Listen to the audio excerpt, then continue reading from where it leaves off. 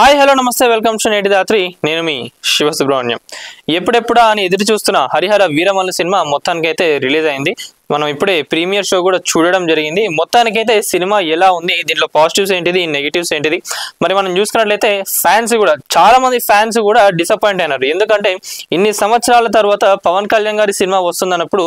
వాళ్ళు కూడా ఆ సినిమా పైన చాలా అంటే చాలా ఎక్స్పెక్టేషన్స్ పెట్టుకున్నారు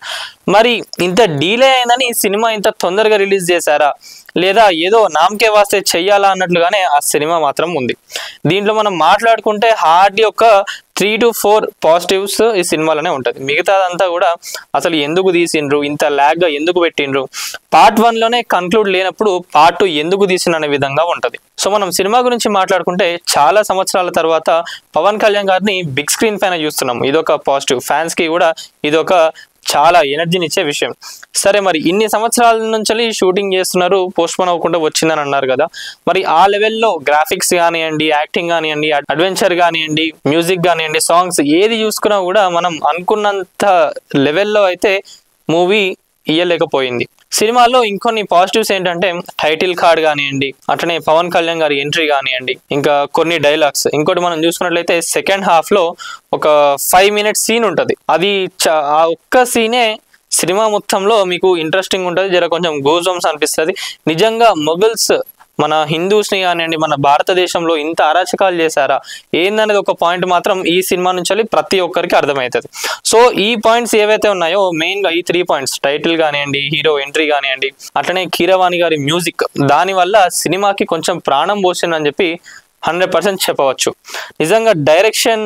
సినిమా టీం ఎందుకు ఇలా చేశారు అన్న టాక్స్ కూడా వస్తున్నాయి ఫ్యాన్సే అంటున్నారు మీరు ఇప్పుడు జనరల్గా ఎక్కడైనా కూడా చూడండి ఫ్యాన్సే చాలా మంది కూడా డిసప్పాయింట్ అయిపోయినారు